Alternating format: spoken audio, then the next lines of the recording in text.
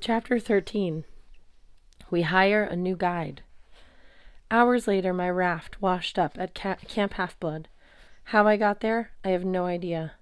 At some point, the lake water just changed to salt water. The familiar shoreline of Long Island appeared up ahead, and a couple of friendly great white sharks surfaced and steered me toward the beach. When I landed, the camp seemed deserted. It was late afternoon, but the archery range was empty. The climbing wall poured lava and rumbled all by itself. Pavilion? Nothing. Cabins? All vacant.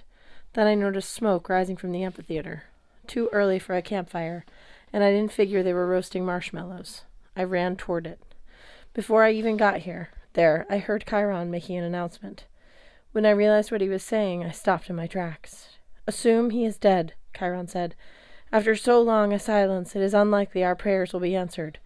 I have asked his best surviving friend to do the final honors." I came up to the back of the amphitheater. Nobody noticed me. They were all looking forward, watching as Annabeth took a long green silk burial cloth, embroidered with a trident, and set it on the flames. They were burning my shroud. Annabeth turned to face the audience. She looked terrible. Her eyes were puffy from crying, but she managed to say, "He was probably the bravest friend I ever had. And then she saw me. Her face went blood red. "He's right there!" Heads turned. People gasped.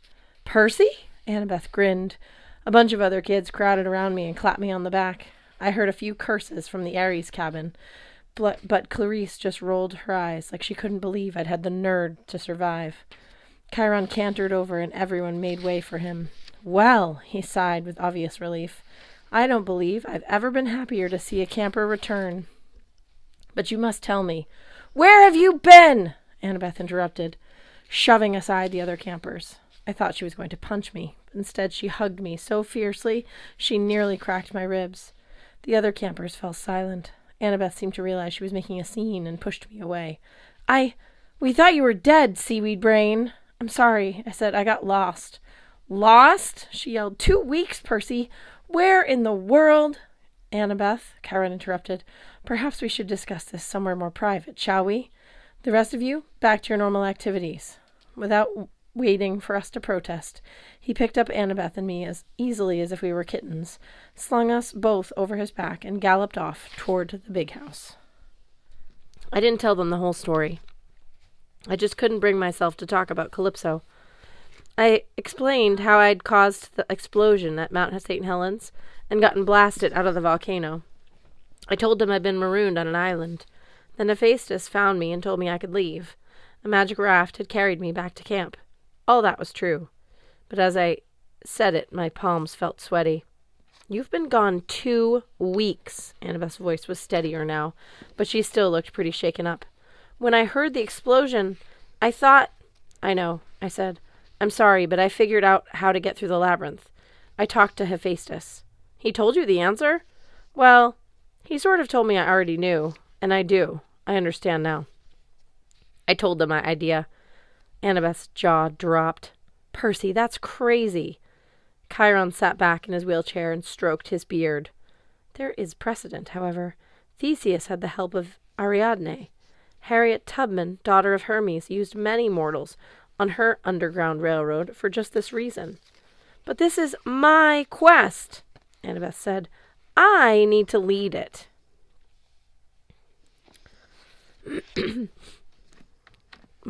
Chiron looked uncomfortable. "My dear, it is your quest, but you need help." "And this is supposed to help? Please. It's wrong. It's cowardly. It's—" "Hard to admit we need a mortal's help," I said, "but it's true." Annabeth glared at me. "You are the single most annoying person I have ever met," and she stormed out of the room. I stared at the doorway. I felt like hitting something. So much for being the bravest friend she's ever had. "She'll calm down," Chiron promised. "She's jealous." "My boy." "That's stupid. She's not—" "It's not like—" Chiron chuckled. "It hardly matters.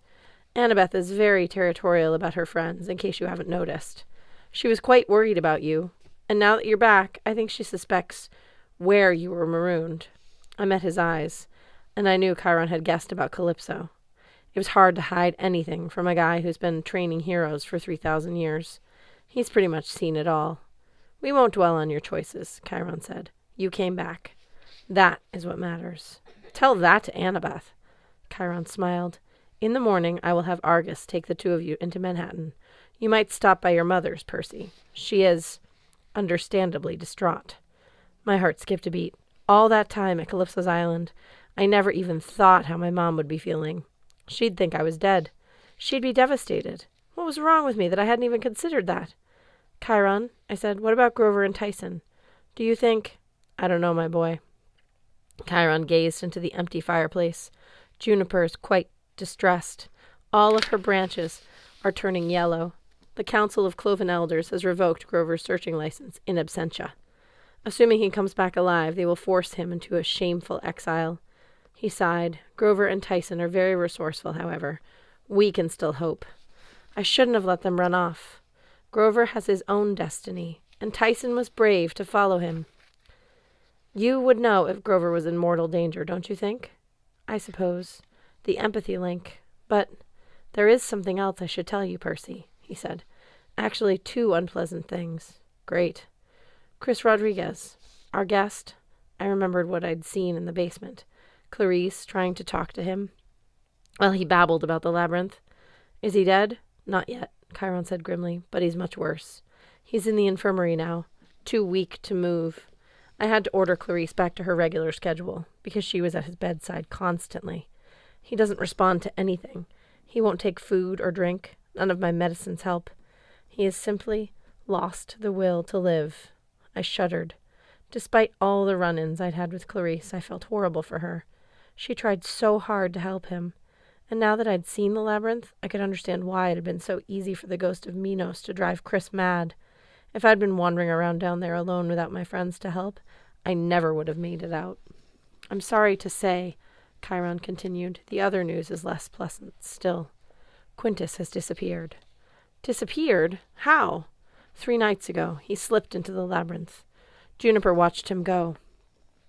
It appears you may have been right about him. He's a spy for Luke.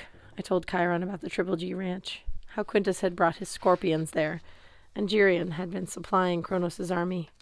It can't be a coincidence. Chiron sighed heavily. So many betrayals. I had hoped Quintus would prove a friend. It seems my judgment was bad. What about Mrs. O'Leary? I asked. The hellhound is still in the arena. It won't let anyone approach.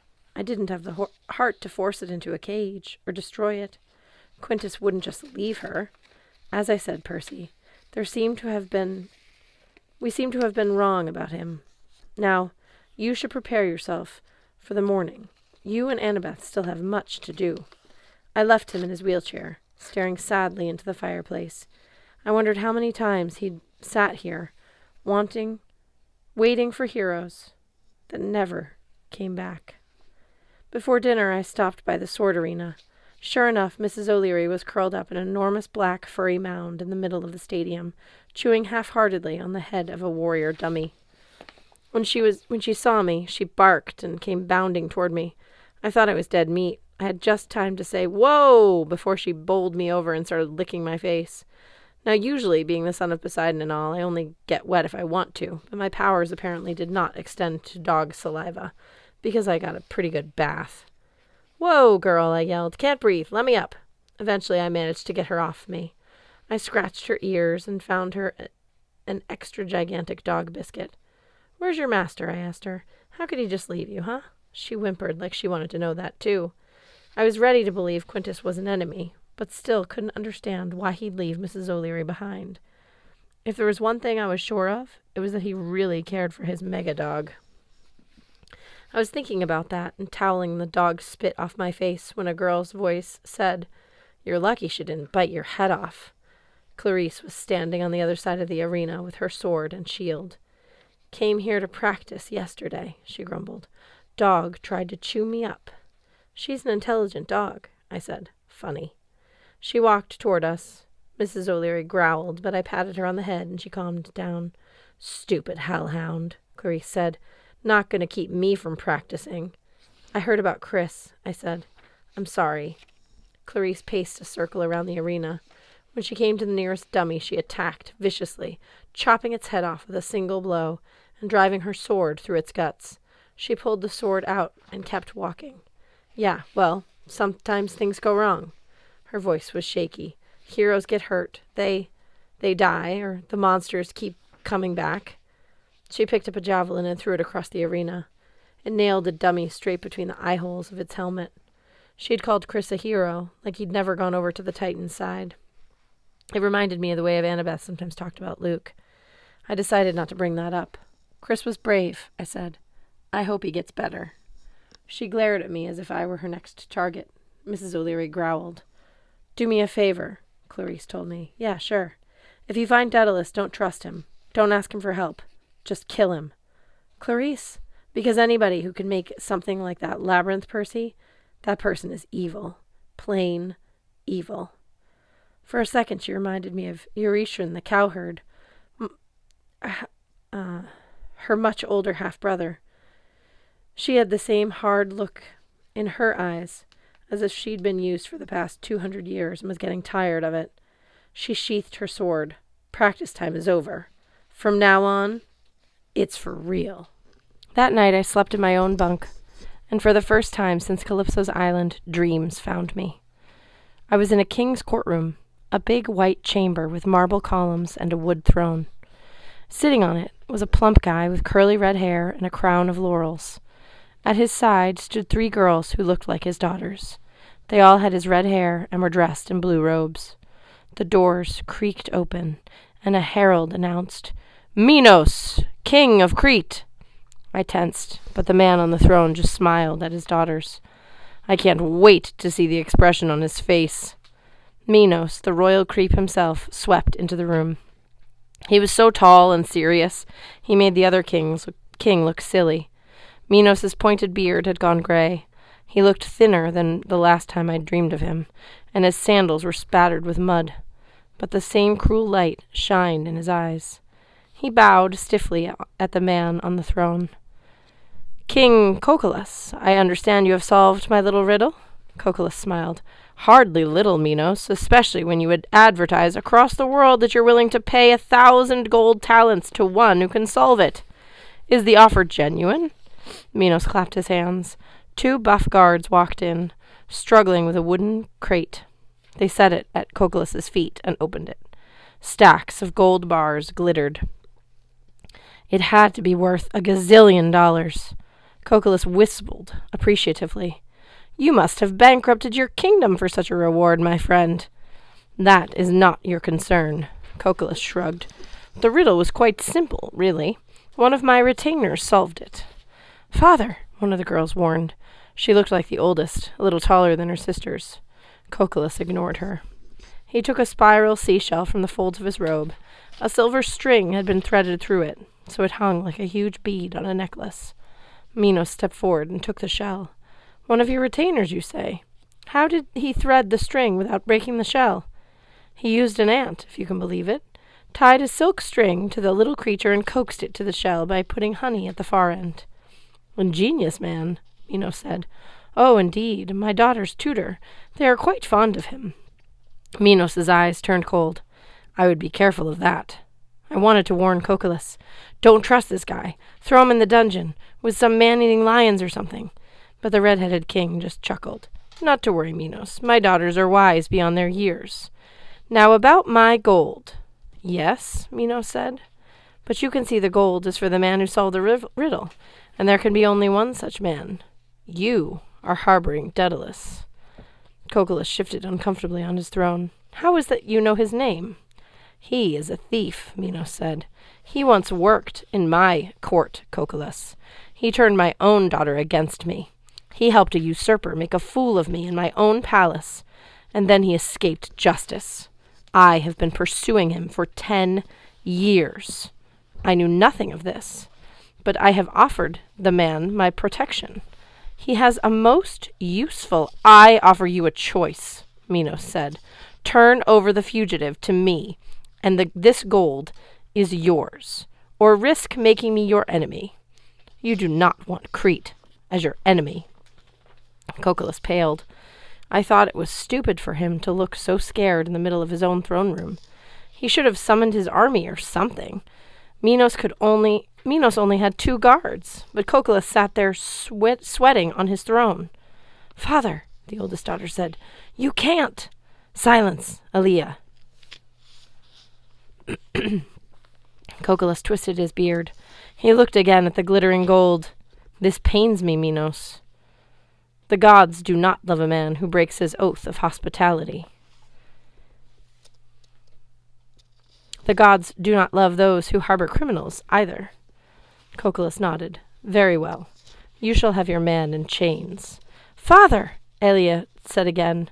Then she caught herself and changed her voice to a sweeter tone. At least let us feast our guest first. After his long journey, he should be treated to a hot bath, new clothes, and a decent meal. I would be honored to draw the bath myself."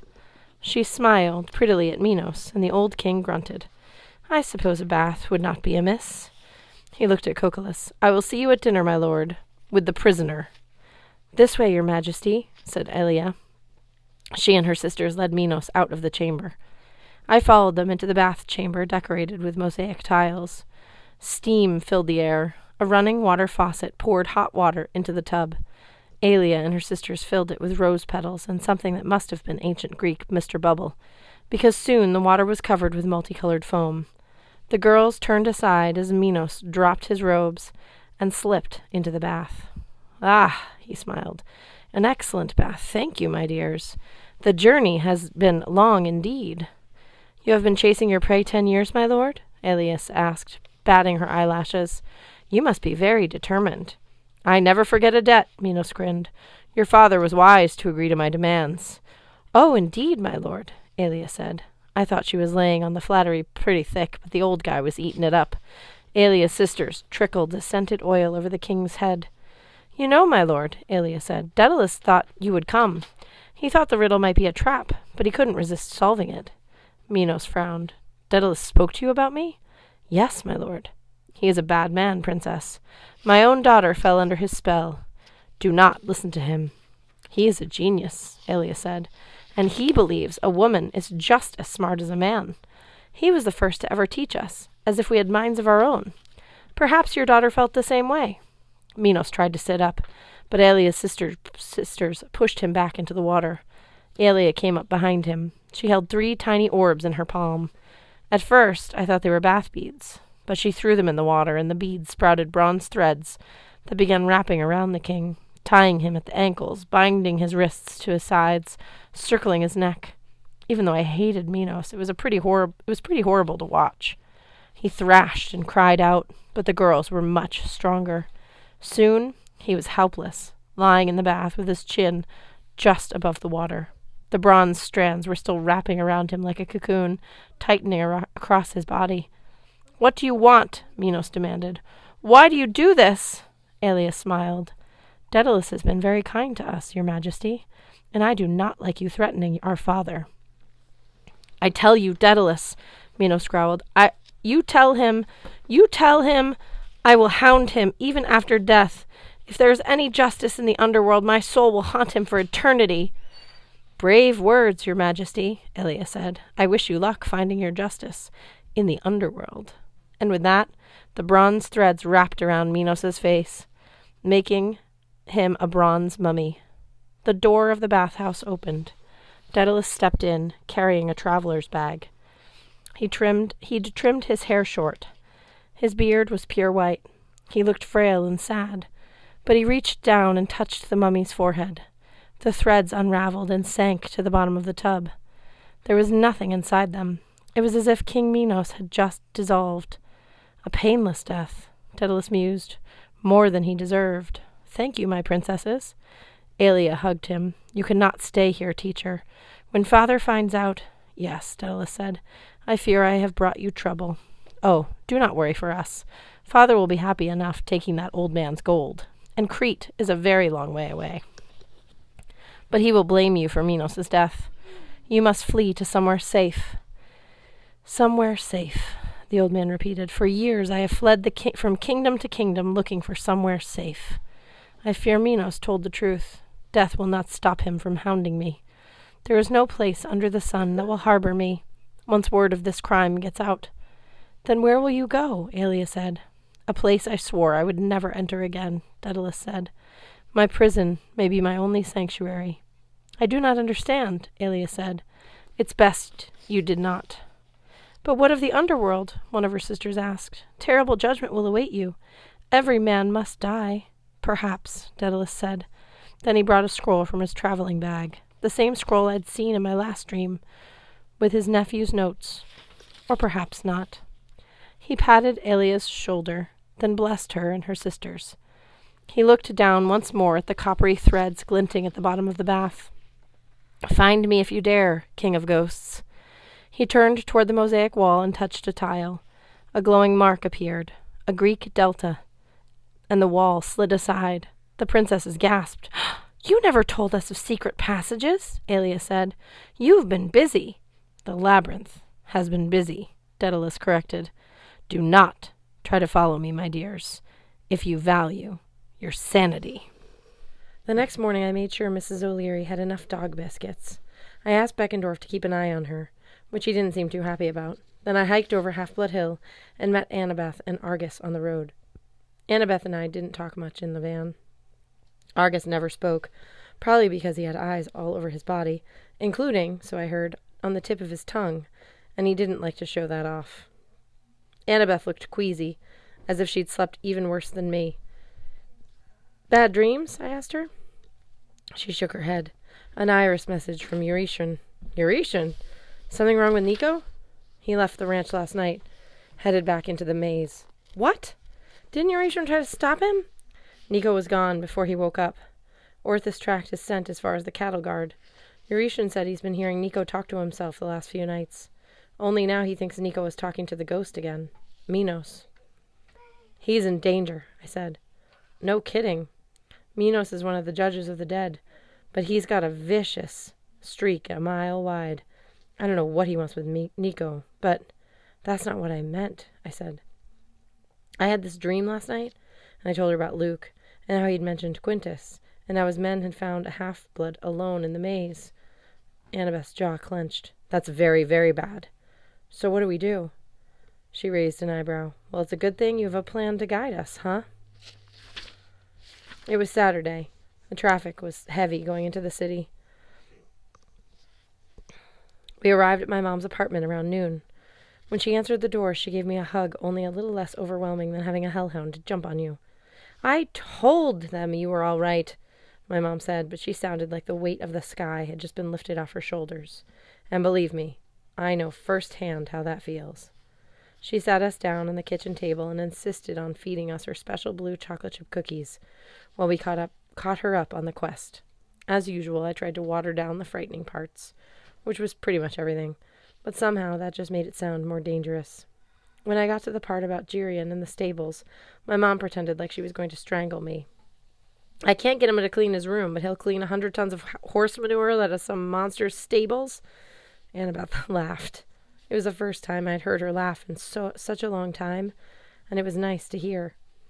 So, my mom said when I was done with the story, you wrecked Alcatraz Island, made Mount St. Helens explode, and displaced 500,000 people. But at least you're safe. That's my mom, always looking on the bright side. Yep, I agreed. That pretty much covers it. I wish Paul were here, she said, half to herself. He wanted to talk to you. Oh, right, the school. So much had happened since then that I'd almost forgotten about high school orientation at Good. The fact I'd left the band hall in flames, and my mom's boyfriend had last seen me jumping through a window like a fugitive. What did you tell him? I asked. My mom shook her head. What could I say? He knows something is different about you, Percy. He's a smart man. He believes you're not a bad person. He doesn't know what's going on, but the school is pressuring him. After all, he got you admitted there. He needs to convince them the fire wasn't your fault. And since you ran away, that looks bad. Annabeth was studying me. She looked pretty sympathetic. I knew she'd been in similar situations, but it's never easy for a half-blood in the mortal world. I'll talk to him, I promised, after we're done with the quest. I'll even tell him the truth if you want. My mom put her hand on my shoulder. You would do that? Well, yeah, I mean, he'll think we're crazy. He already thinks that. Then there's nothing to lose. Thank you, Percy. I'll tell him you'll be home. She frowned. When? What happens now? Annabeth broke her cookie in half. Percy has this plan. Reluctantly, I told my mom. She nodded slowly. It sounds very dangerous, but it might work. You have the same abilities, don't you? I asked. You can see through the mist? My mom sighed. Not so much now. When I was younger, it was easier. But yes, I've always been able to see more than what was good for me. It's one of the things that caught your father's attention. When we first met. Just be careful. Promise me you'll be safe? We'll try, Mrs. Jackson, Annabeth said. Keeping your son safe is a big job, though. She folded her arms and glared out the kitchen window. I picked at my napkin and tried not to say anything. My mom frowned. What's going on with you two? Have you been fighting? Neither of us said anything. I see, my mom said, and I wondered if she could see through more than just the mist. It sounded like she understood what was going on with Annabeth and me, but I sure as heck didn't. Well, remember, she said, Grover and Tyson are counting on you two. I know, Annabeth and I said at the same time, which embarrassed me even more. My mom smiled. Percy, you'd better use the phone in the hall. Good luck. I was relieved to get out of the kitchen, even though I was nervous about what I was about to do. I went to the phone and placed the call. The number had washed off my hand a long time ago, but it was okay. Without meaning to, I'd memorized it.